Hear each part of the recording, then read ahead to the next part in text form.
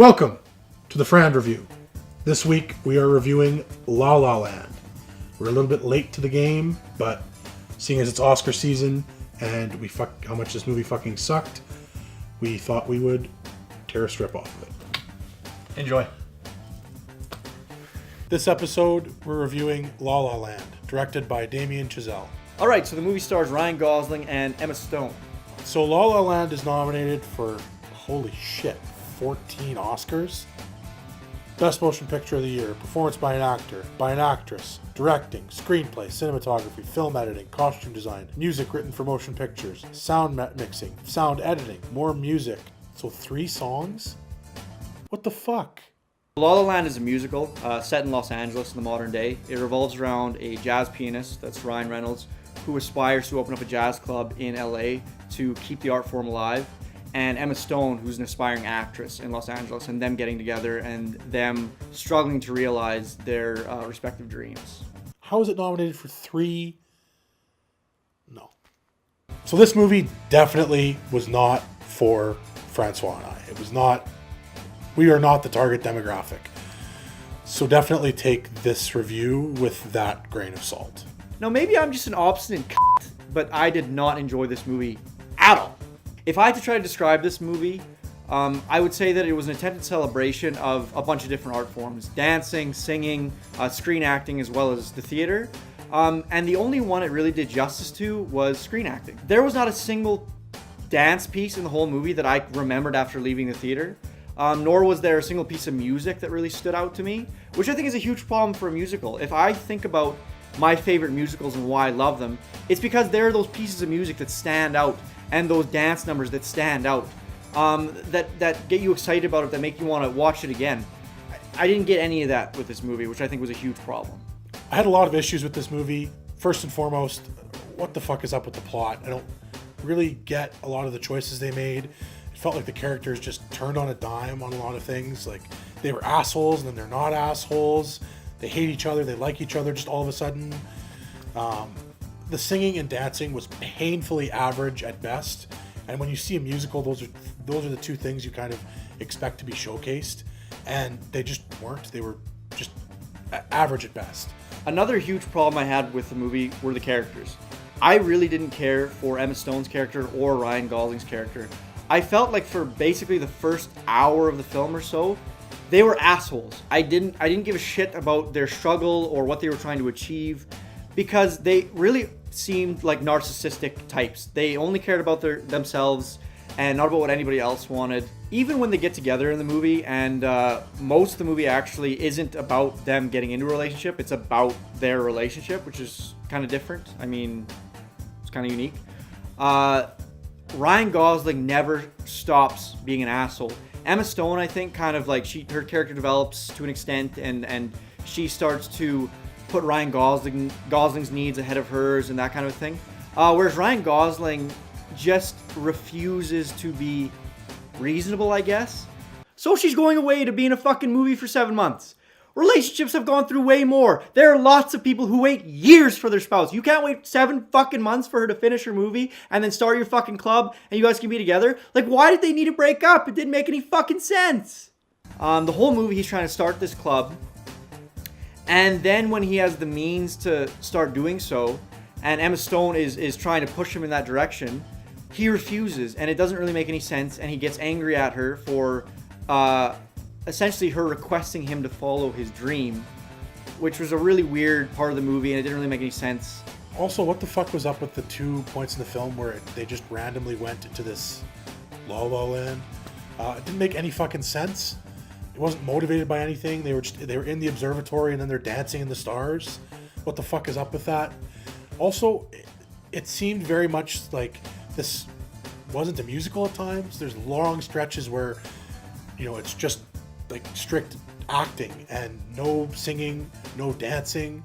And then there's also those 2 points in the film where they're in this like totally theater-like ethereal realm, and it just didn't seem motivated by anything and was very out of place.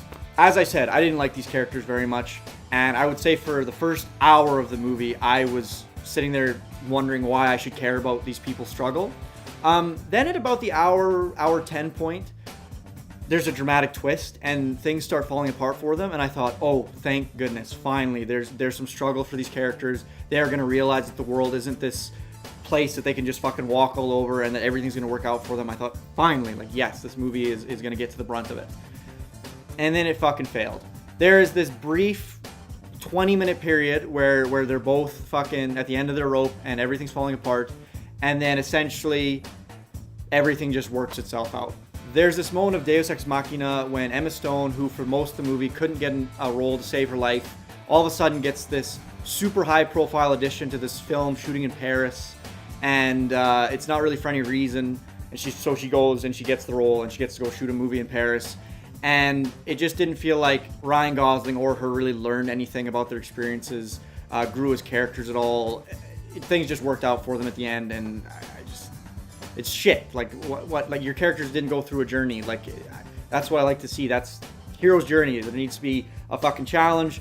They need to change themselves to overcome this challenge, and then there needs to be success. There was none of that. It was fucking Deus Ex Machina. Things just worked themselves out, which I just thought was kind of poor writing. The one redeemable thing in this film was definitely Emma Stone's performance specifically, and to a lesser extent Ryan Gosling. I feel like they just worked really well together, and it was just a joy to see them on screen together. It really sucks that Ryan Gosling and Emma Stone are so good at acting, because it just caused them to overshadow their own dancing and singing. Them being so good at acting and them excelling at that aspect of the movie just like reinforced the fact that they're really shitty at dancing and singing. And it sucked. It made the whole... These aren't two people you put in a musical. Let's leave it at that. So I know I just tore a fucking strip off this movie, but I have one positive thing to say. Believe it or not, this movie had one redeeming quality to me. They brought back the song I Ran by a Flock of Seagulls. I haven't heard that song in fucking forever. Fantastic. Amazing 80s pop jam. Loved it. And then in the movie, when they bring it up, they proceeded to make fun of it. Like it wasn't a piece of art. So... it's fucking fuck you, movie. And also there were some really nice shots. I wouldn't say the cinematography as a whole was anything spectacular, but there were some particularly nice long takes that were really impressive, as well as just some really beautifully composed shots. But other than that, I was totally underwhelmed. And we're back. So, final thoughts.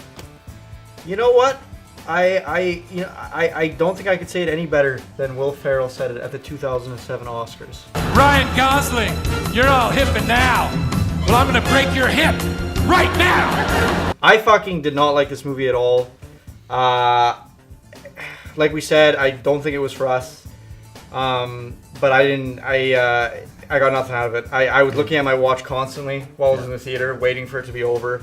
So yeah, it gets a... if you really like musicals, you really like Emma Stone, you really like Ryan Gosling, I think maybe if you're like a dancer or a singer or an actor, it might have more for also, you. it was nominated for 14 goddamn Oscars. That's ridiculous. So maybe on that basis, see it just so you can have your own opinion about it. Yeah, but I would say Netflix. Yeah, wait to pirate it, not illegal. No, we don't condone that. Wait for it to be out legally and then watch it. And then watch it. For me, it's going to get a solid 2 tiers out of 7 bacons. It was bad, but again, I don't want to be too harsh because I really don't think it was for us. I think that baseline that had an impact on my opinion. Yeah, I think there's probably, you know what? There's probably a ton of references to movies that came out in the 40s, 50s, and 60s. I think that went way over my head. Yeah, I caught 1 or 2 things that really reminded me of Singing in the Rain, but I'm not sure if it was a direct reference or if it was just kind of a nod. So if you're a major cinephile, maybe the movie has a whole bunch of shit in there that you'll just love. But yeah, I don't know. Shitty movie, didn't like it. Overall, terrible. I think the next thing we're going to be reviewing is probably Logan. Oh yeah, that's coming out soon. Yeah. That's getting fucking 9.5s across the board for early screening. So let's see if we didn't agree with the general consensus on this one. Let's see if we like Logan as much as everybody else did. Bye.